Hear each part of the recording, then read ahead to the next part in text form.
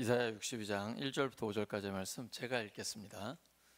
나는 시온의 의가 빛같이 예루살렘의 구원이 횃불같이 나타나도록 시온을 위하여 잠잠하지 아니하며 예루살렘을 위하여 쉬지 아니할 것인즉 이방 나라들이 내 공의를 뭇 왕이 다 내 영광을 볼 것이요 너는 여호와의 입으로 정하실 새 이름으로 일컬음이 될 것이며 너는 또 여호와의 손에 아름다운 관 내 하나님의 손에 왕관이 될 것이라. 다시는 너를 버림받은 자라 부르지 아니하며 다시는 내 땅을 황무지라 부르지 아니하고 오직 너를 헵시바라 하며 내 땅을 뷸라라 하리니 이는 여호와께서 너를 기뻐하실 것이며 내 땅이 결혼한 것처럼 될 것임이라. 마치 청년이 처녀와 결혼함 같이 내 아들들이 너를 취하겠고 신랑이 신부를 기뻐함 같이 내 하나님이 너를 기뻐하시리라. 아멘. 하나님의 기쁨, 하나님의 기쁨이라는 제목으로 하나님 말씀 전하겠습니다. 오늘도 하루 일정 마치고 이렇게 수요 기도회로 모이신 여러분을 예수 그리스도의 이름으로 축복합니다. 세상의 수고 속에서 잠시 멈춰 하나님의 마음을 들여다보는 이 시간이 정말 소중합니다. 오늘 본문은 죄로 인해 예루살렘이 무너졌고 바벨론 포로로 잡혀가 있는 상황에서 하나님께서는 회복과 기쁨을 선포하고 계십니다. 하나님은 우리를 외면하지 않으십니다. 하나님의 그 크신 사랑으로 우리를 바라보고 계십니다. 하나님의 사랑은 결코 포기하지 않습니다. 오늘 하나님 말씀하실 때 그 주어가 나는입니다. 하나님이 하시겠다는 겁니다. 나는 시온의 의가 빛같이 예루살렘의 구원이 횃불같이 나타나도록 시온을 위하여 잠잠하지 아니할 것이라. 하나님이 하시겠다는 겁니다. 하나님의 이 열심, 하나님의 의지는 그 누구도 꺾지 못합니다. 하나님이 구원하시겠다, 회복시키시겠다, 치유하시겠다 라고 말씀하시면 반드시 이루어집니다. 그래서 우리는 우리의 상황에 주목하지 말고 하나님의 의지가 어떠한지를 보아야 합니다. 우리가 소망을 가질 수 있는 이유는 하나님이 우리를 회복시키시겠다는 분명한 하나님의 의지 때문입니다. 그러면 하나님은 그 소망을 이루실 수 있는 능력이 하나님께 있기 때문에 성취가 되는 것입니다. 지금 이스라엘만 보면 소망이 없습니다. 지금 실망스럽게 짝이 없죠. 바벨론 포로가 되어 있는 상태이고 이건 절망이라고도 표현할 수 있습니다. 그럼에도 불구하고 하나님은 끝까지 포기하지 않으십니다. 오히려 의의 빛, 구원의 횃불, 그리고 너희들의 영광이라는 단어를 쓰십니다. 하나님이 쓰신 단어를 보세요. 빛, 횃불, 영광입니다. 우리가 지금 아무리 어둡고 나락에 떨어져 있다 할지라도 하나님은 그 상황과는 아무 관계가 없어요. 그냥 하나님이 말씀하시면 그 상황이 완전히 역전됩니다. 빛이 되고 횃불처럼 우리를 영광스럽게 회복시키시겠다라는 것이 하나님의 의지입니다. 하나님은 지치지도 않으시고 포기하지도 않으십니다. 하나님의 구원 계획은 반드시 이루어집니다. 그래서 우리는 그저 하나님의 약속을 믿고 기도할 뿐입니다. 기도가 우리에게 주어진 가장 강력한 능력입니다. 하나님은 의지도 있으시고 열심도 있으시고 능력도 있고 뜻도 있으신데 우리가 기도할 때 역사하신다고 말씀하셨어요. 우리가 기도하면 하나님이 역사하십니다. 기도를 잘해서가 아닙니다. 청산유수처럼 내용이 대단히 풍부하고 좋아서가 아니에요. 어린아이가 뭐 말을 잘하나요? 그냥 엄마 이거 사줘. 그럼 된 거거든요. 하나님 앞에 그저 우리의 필요를 아뢰고 하나님의 뜻을 구하고 하나님 역사해 주시라고 능력을 간구하면 하나님이 그대로 이루어 주십니다. 지금 이스라엘은 버림받은 자의 모습입니다. 그리고 스스로도 하나님께 버림받았다고 생각해요. 하지만 이렇게 소망이 없어 보이는 때에도 인간적으로는 불가능한 상황에서도 우리는 하나님의 의지에 주목해야 합니다. 하나님이 회복시키시겠다고 명확하게 지금 말씀하십니다. 그러면 회복됩니다. 우리는 기대를 가질 수 있고 소망을 품을 수 있습니다. 하나님이 말씀하셨기 때문이에요. 탕자의 비유를 떠올려 보세요. 탕자의 아버지는 저 멀리서도 아들을 알아보고 달려와서 안아줍니다. 사랑은 실패한 자도 포기하지 않습니다. 혹시 오늘 우리의 삶이 실망과 좌절이 있습니까? 걱정하지 마십시오. 하나님은 여전히 우리를 사랑으로 바라보고 계십니다. 하나님은 의와 구원의 빛으로 우리를 다시 세우실 것입니다. 이 버림받은 자에 대한 첫 번째 회복은 환대로 시작됩니다. 하나님은 먼저 새 이름을 지어주십니다. 옛날 이름, 예전의 삶은 다 잊어버리라는 겁니다. 그리고 이제 새로운 삶을 살라 하는 뜻이 여기 담겨 있습니다. 이름이란 정체성이죠. 이름은 그 기대가 담겨져 있는 것입니다. 부모가 자녀의 이름을 지을 때 거기에 소망을 담고 사랑을 듬뿍 실어줍니다. 저는 아들 지을 때 거룩할 성자에 참 진짜를, 좀 이름치고는 부담스러울 수도 있겠는데, 거룩하고 참되게 살아라 라고 했고, 둘째 우리 딸 같은 경우에는 제 아내가 첫 번째 단어를, 제가 두 번째 단어를 선택했거든요. 첫째 단어는 지혜고, 두 번째 단어는 둥글둥글하고 이렇게 하모니를 이루라고, 사람들과 원만하게 지내라고 원자를 선택했습니다. 이름이란 이런 거죠. 정체성, 그리고 하나님의 사랑과 기대가 담겨져 있는 거예요. 지금 하나님께서 새 이름을 주셨다는 것 그 자체가 회복입니다. 이제 너의 삶이 새롭게 펼쳐진다는 거예요. 옛 삶을 잊어버리고 새롭게 인생을 살라. 이미 회복은 시작됐습니다. 하나님께서 지금 본문 4절에 말씀하세요. 다시는 너를 버림받은 자라 부르지 않는다. 사람들은 그렇게 생각할지 몰라요. 버림받았다고, 버림받은 여자라고. 예루살렘을 지금 신부로, 여자로 표현하고 있거든요. 너 하나님께 버림받았다라고 사람들은 생각할지 몰라요. 다시는 그런 일이 없다는 거예요. 또 네 땅을 황무지라고 부르지 않는다. 오직 너를 헵시바, 우리 찬양팀이잖아요. 헵시바, 나의 기쁨이 너에게 있다. 뷸라, 너는 결혼한 여자다. 버림받은 여자가 아니고 결혼한 여자다. 신랑이 너를 책임진다. 이 신랑도 그냥 신랑이 아니고요, 사랑이 죽음같이 강한 신랑. 젊은 신혼부부의 사랑으로 하나님의 사랑을 표현하고 있습니다. 아무도 말릴 수 없는 그 뜨거운 사랑. 이게 하나님이 우리를 그렇게 사랑하신다는 거예요. 나의 기쁨이 너에게 있다. 하나님 지금 그 표현하고 계십니다. 지금 이제 회복의 절정으로 나아가고 있습니다. 하나님의 치유는 우리가 생각하는 것보다 훨씬 더 깊어요. 내가 받은 상처가 아무리 크다 하더라도 걱정하지 마세요. 우리 자녀들, 사랑하는 우리의 사람들이 깊은 상처를 받았다 할지라도 아무 걱정하지 마십시오.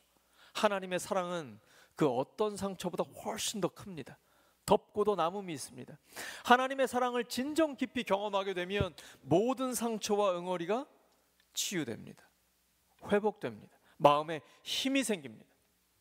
신랑이 신부를 기뻐함 같이 하나님이 우리를 기뻐하십니다. 감이 딱 오시죠?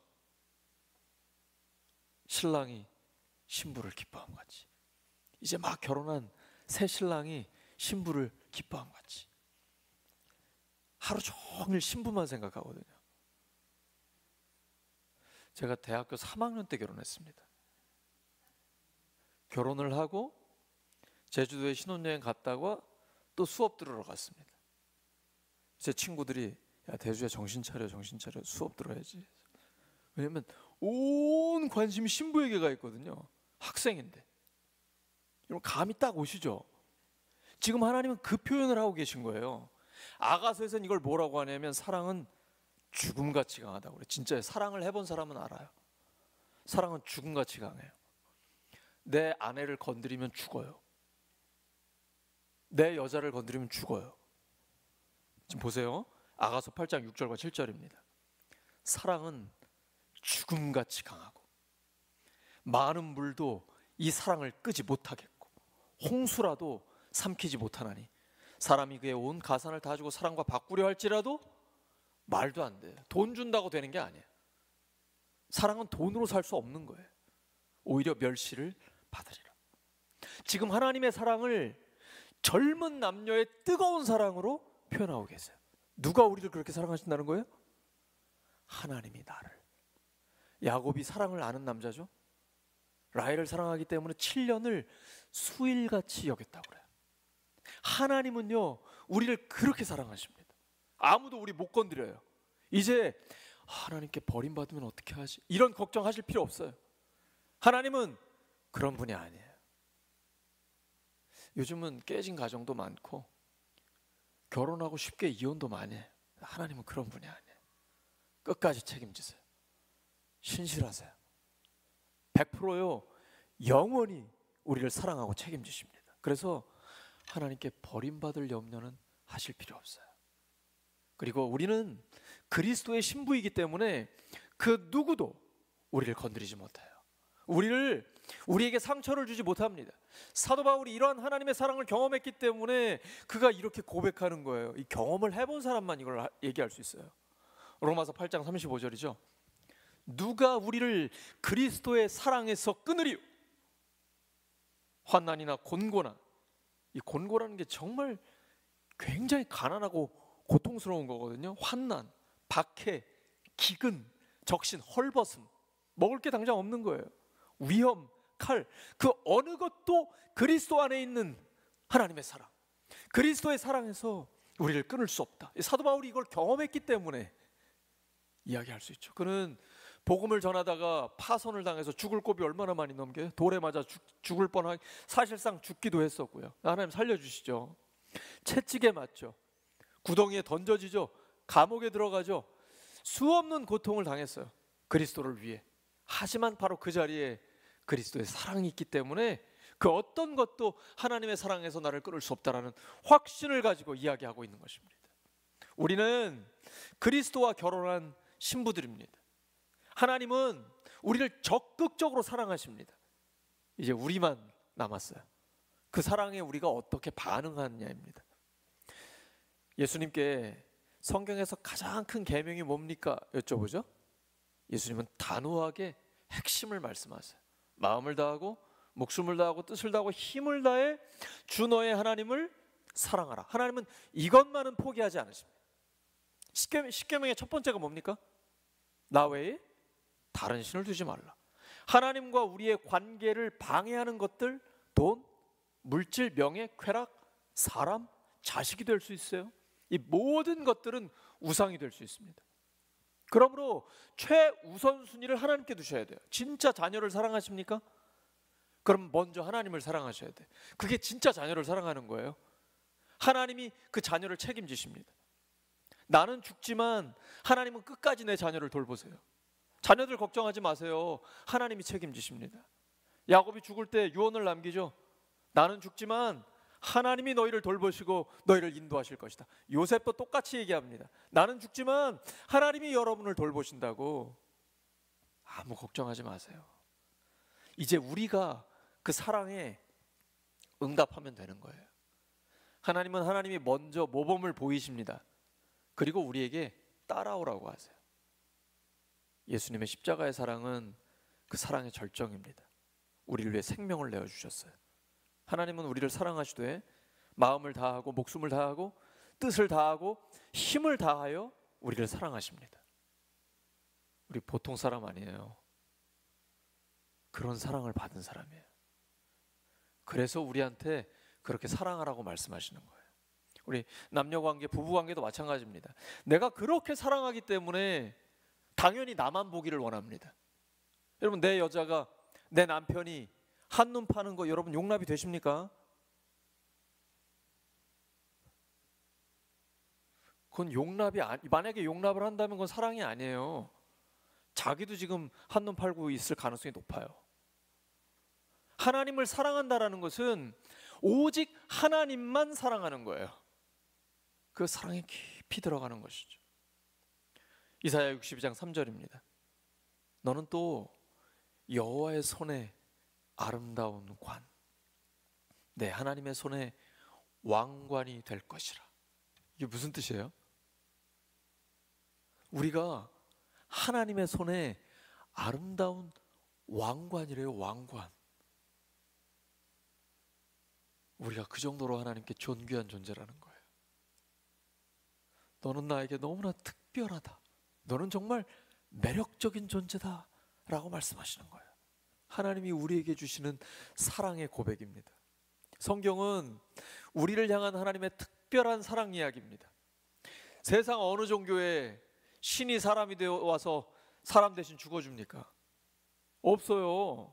우리 신학대학원 다닐 때 비교 종교학 공부해 보잖아요. 없어요. 성경밖에 없어요. 하나님이, 전능하신 하나님이, 유일하신 하나님이 사람이 되어 오셔서 모든 사람의 죄를 대신 지시고 십자가에서 죽어주신 거예요. 이게 바로 하나님의 사랑의 절정입니다. 그러니까 우리한테 그렇게 표현하는 거예요. 나는 너를 이렇게 생각한다. 너는 내 손에 있는 아름다운 관이다. 아마 우리 신혼부부들은 그런 표현을 할 것 같아요. 여러분, 배우자에게 그렇게 표현해 주세요. 당신은 정말 나에게 특별한 여인이라고, 특별한 남자라고. 자녀들한테는 꼭 그렇게 얘기해 주세요. 하나님께 너는 특별한 존재. You are so special. 너는 하나님께 정말 특별한 존재야. 만약에 단 한 번이라도 자녀에게 너는 하찮은 존재야, 쓸모없어, 만약에 이런 표현을 하셨다면 회개하셔야 됩니다. 그리고 그 자녀에게 용서를 구하셔야 돼요. 그 자녀는 내 자녀가 아니에요. 하나님의 선물이에요. 부모의 소유가 아니에요. 하나님의 것이에요. 반드시 자녀에게는 하나님께 특별한 존재라는 걸 표현해 주셔야 돼요. 너는 정말 하나님의 특별한 존재다. 하나님이 너를 너무너무 사랑하셔. 너는 하나님의 손에 아름다운 왕관이야. 너의 있는 모습 그대로 하나님이 받으셔서 하나님이 너를 매력적인 존재로 변화시키실 거야. 하나님은 원래 우리를 매력적인 존재로 만드셨어요. 죄로 인해 그걸 잃어버린 거예요. 예수님의 십자가와 부활로 그걸 회복시켜 주셨습니다. 지금 하나님께서 우리에게 그러한 특별한 고백을 해주고 계세요. 로마서 8장 32절입니다. 자기 아들을 아끼지 아니하시고 우리 모든 사람을 위하여 내주시니까 어찌 그 아들과 함께 모든 것을 우리에게 주시지 않겠느냐. 바꿔 말하면 하나님이 우리한테 이렇게 고백하시는 거예요. 너를 사랑하기 때문에 내 아들을 십자가에 매달기로 했다. 내 아들을 포기할 수밖에 없을 만큼 너는 내게 너무나 특별하단다. 이거 지금 그 말씀이잖아요. 하나님이 하나님의 아들을 포기하셨어요. 그 정도로 내가 하나님께 소중하다는 거예요. 이게 믿어지십니까? 신앙생활은 이게 믿어지는 거예요. 십자가의 사랑이 믿어지는 거예요. 십자가의 그 특별한 사랑을 경험하지 못한 사람은 신앙생활을 하고 있는데도 늘 멀찍이에서 예수님을 바라봐요. 마치 객석에 앉아있는 관객 같아요. 하나님과 동행하는 하나님의 역사의 주인공이 되질 못해요. 십자가의 그 하나님의 사랑의 깊이를 경험하지 못했기 때문에요. 그런데 이 십자가에서 이루어진 하나님의 사랑을 깊이 경험하게 되면 그때부터 그 사랑이 나를 강권합니다. 몰아갑니다. 세상 속에서 아무리 피곤해도 힘들어도 그 사랑이 나를 살립니다. 회복시킵니다. 치유합니다. 십자가를 경험한 사람은 하나님의 특별한 사랑을 경험했기 때문에 특별한 삶을 살게 됩니다. 사랑받지 못한 사람은 그 사랑이 아예 뭔지 모르거든요. 그래서 내가 존귀하다는 걸 몰라요. 자존감이 낮아요. 자존감이 낮으면 아무렇게나 살 가능성이 높아요. 그러다가 누군가 나에게 관심을 보이면 집착하는 경향이 있어요. 근데 하나님의 사랑을, 그 특별한 사랑을 깊이 받게 되면 내가 하나님께 얼마나 존귀한 존재인지를 깨닫게 됩니다. 하나님이 나한테 너는 내 손에 아름다운 왕관이야 라고 말씀하고 계세요. 내가 너를 지명하여 불렀나니 너는 내 것이라. 내가 너를 구속하였고 내가 십자가의 피값으로 너를 죄의 노예된 자리에서 샀다. 너 이제 구원받은 하나님의 자녀야. 내 신부야 라고 하나님이 말씀하고 계시는 것입니다.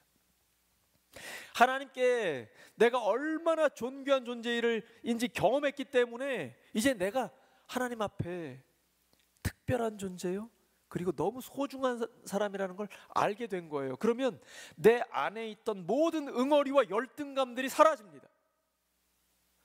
특별한 사랑은 모든 상처를 치유하는 능력이 있습니다.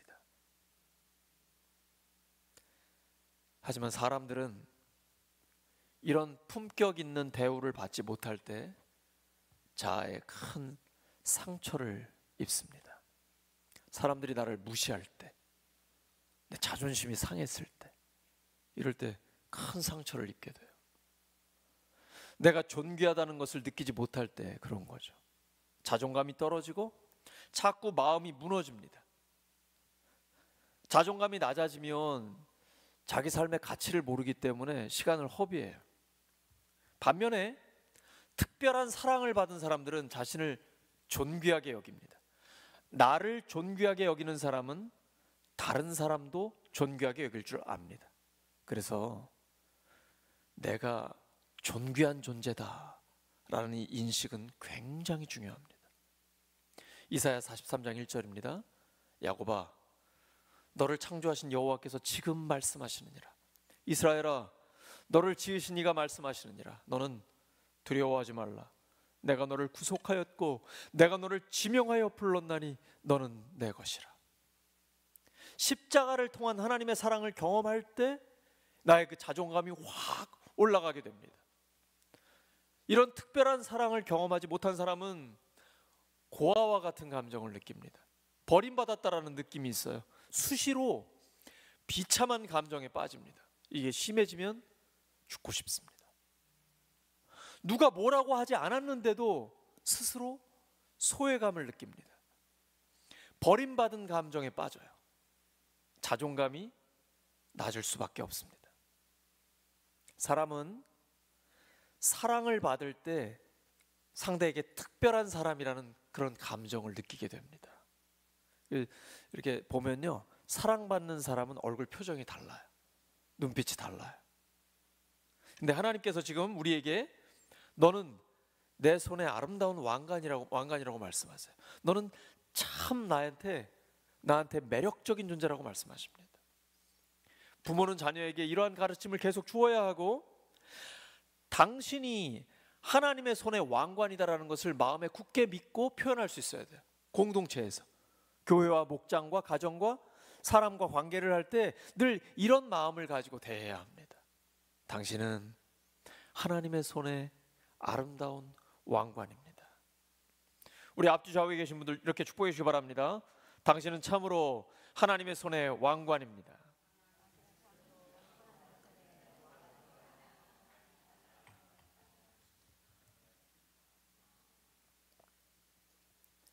예수님이 세례받고 올라오실 때 하나님 이렇게 말씀하시죠. 이는 내 사랑하는 아들이요 내 기뻐하는 자라.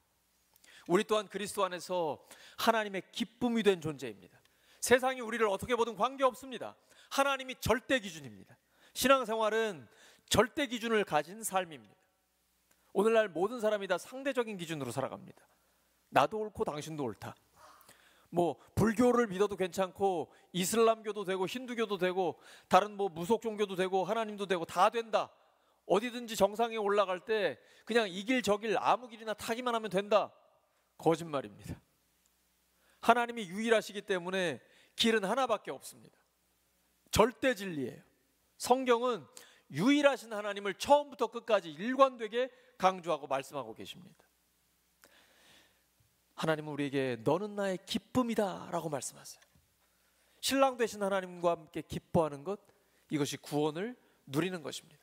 예수님도 우리에게 말씀하실 때 우리가 이 기쁨을 갖기를 원하세요. 요한복음 15장 11절이죠. 내가 이것을 너에게 이름은 내 기쁨이 너희 안에 있어 너희 기쁨을 충만하게 하려 함이라. 여러분에게 기쁨이 충만합니까? 비록 몸은 좀 지쳐 피곤할 수도 있어요. 눈이 감길 수도 있고. 하지만 영적인 기쁨은 또 다른 차원의 것입니다. 그 모든 상황과 차원을 압도하는 기쁨이 있는 거예요. 우리 안에 피곤함도 있고 슬픔도 있고 어려움도 있지만 부활의 기쁨이 슬픔을 압도하는 것입니다. 이것이 하나님과 함께하는 기쁨이에요. 예수님의 기쁨이 바로 이 기쁨이에요. 예수님 무슨 돈이 많아서 기뻐하는 거예요? 다른 어떤 것으로 기뻐하는 겁니까? 하나님의 뜻에 순종하는 기쁨이에요. 요한복음에서 말씀하시는 십자가는 영광이에요. 예수님이 지금 요한복음 15장에서 나는 참 포도나무여 너희는 가지다. 나한테 붙어 있으면 많은 열매를 맺는다. 내가 왜 이 말을 하느냐? 내 기쁨이 너희 안에 충만하게 있기를 원한다. 예수님의 기쁨은 십자가예요. 십자가 뒤에 있는 부활의 기쁨을 보고 계신 거예요. 하나님의 뜻을 이루는 기쁨, 하나님의 영광을 위해, 하나님의 나라를 위해, 다른 사람들을 살리기 위해 나를 내어주는 그 기쁨, 주님의 기쁨으로 충만하기를 원하는 거예요. 우리는 잔치집의 신부입니다.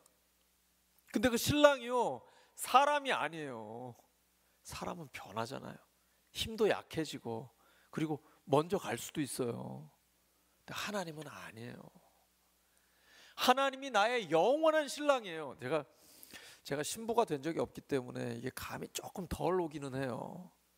근데 제가 신랑으로서 제 아내를 볼 때의 그 기쁨 있잖아요. 제가 신랑으로서 아내를 책임지고 아내와 함께 사랑하며 살아가는 이 삶을 볼 때, 아, 하나님이 나를 그렇게 사랑하는구나. 그리고 내 아내가 기뻐하고 나와 함께 이렇게 결혼 생활을 즐거워하는 걸 보면서, 아, 좀 비슷하게 감이 오는 거죠. 아, 그러면서 주님이 나를 그렇게 사랑하시는구나. 완전한 사랑으로, 절대 사랑으로, 무조건 영원히 변하지 않는 사랑으로. 이 기쁨이 우리 안에 있는 거예요. 그러니까 아무것도 이제 신경 쓰거나 걱정하실 필요 없어요. 하나님이 다 책임지세요. 하나님께, 신랑 되신 하나님께 다 맡기고 우리는 주님과 함께하는 그 기쁨을 누리는 거예요. 하나님과의 올바른 관계 속에서 주어지는 기쁨보다 더 큰 기쁨은 없어요.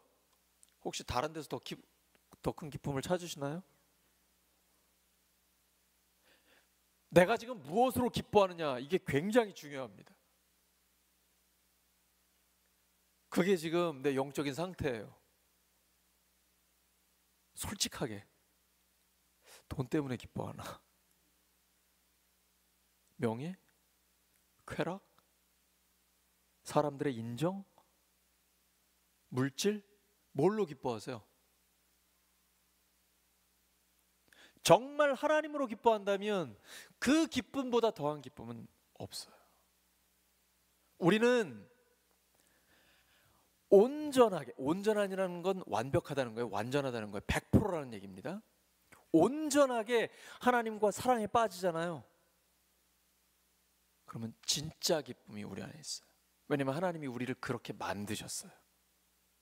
우리는 하나님으로만 완전히, 온전히 기뻐할 수 있어요.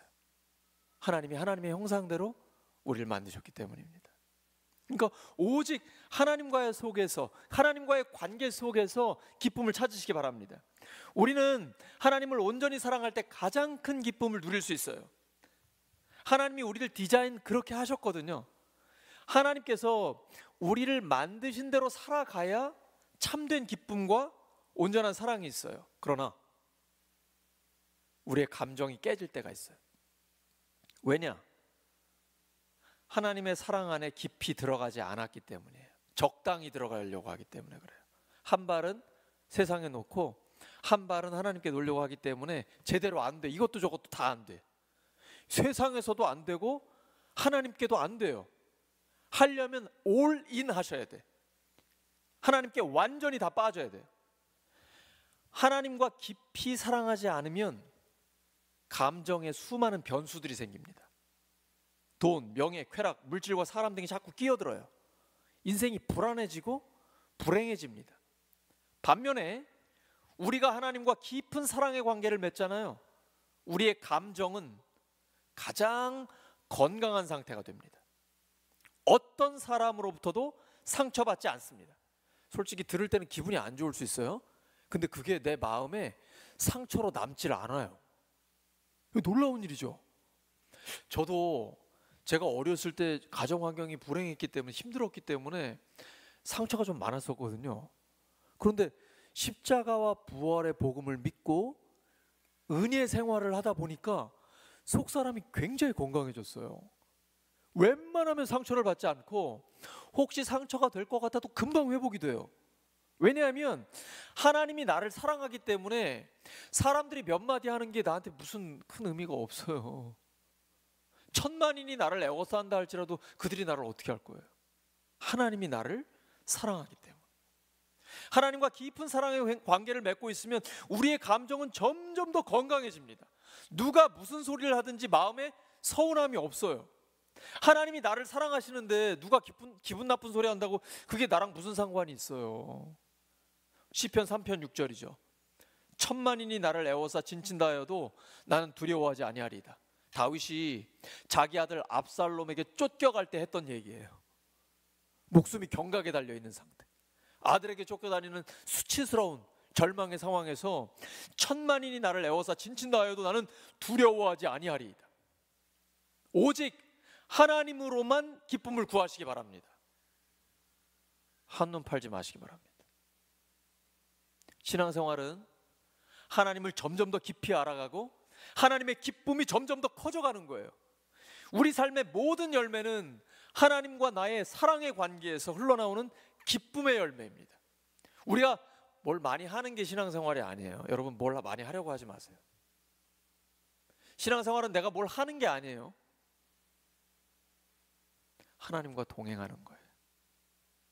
하나님과의 사랑을 즐거워하고 하나님을 기뻐하는 거예요. 그러면 자연스럽게 그 기쁨의 열매가 맺힙니다. 열매는 내가 못 맺습니다. 하나님만 맺으실 수 있습니다. 우리는 그저 하나님을 기뻐하면 됩니다. 하나님을 점점 더 깊이 알아가고 경험하면 됩니다. 그러면 그 하나님의 기쁨 때문에 자연스럽게 하나님의 열매가 우리에게 맺히는 것입니다. 사랑하는 우리 울산교회 성도 여러분, 우리는 하나님의 기쁨입니다. 하나님이 우리한테 지금 러브 스토리를 쓰신 거예요. 너는 내 손에 아름다운 왕관이다. 하나님의 사랑은 결코 포기하지 않습니다. 하나님의 열심히 치유와 회복을 일으킵니다. 하나님의 사랑 안으로 깊이 들어가 그 사랑을 누리시기 바랍니다. 그 사랑 안에서 기쁨을 누릴 때 회복이 일어납니다. 하나님은 우리를 하나님의 손의 관, 아름다운 관이라고 말씀하세요. 세상의 시선이 아니라 하나님의 시선으로 나 자신을 바라보시기 바랍니다. 그리고 그 사랑으로 다른 사람을 사랑하시기를 예수 그리스도의 이름으로 축원합니다. 하나님 아버지, 오늘도 주님께서 우리에게 들려주신 고백 감사합니다. 우리의 마음에 새겨주시니 감사합니다. 우리가 하나님의 손에 아름다운 왕관이라고 말씀하시고 너는 나의 신부다, 사랑의 죽음같이 강하다고, 그 어떤 것도 그리스도의 사랑에서 우리를 끊을 수 없다고 말씀해 주시니 감사합니다. 하나님의 이 열심, 치유하시고 회복시키시겠다는 그 하나님의 의지를 우리에게 이루어 주시옵소서. 하나님의 열심 때문에, 하나님의 의지 때문에 우리가 소망을 품고 기대를 갖고 하나님을 바라봅니다. 우리의 삶에 하나님의 이 말씀이 이루어지게 해 주시옵소서. 하나님과 함께 기뻐하며 그 기쁨을 더 많은 사람들에게 나누고 베푸는 기쁨의 통로가 되게 해 주시옵소서. 예수님의 이름으로 기도드립니다.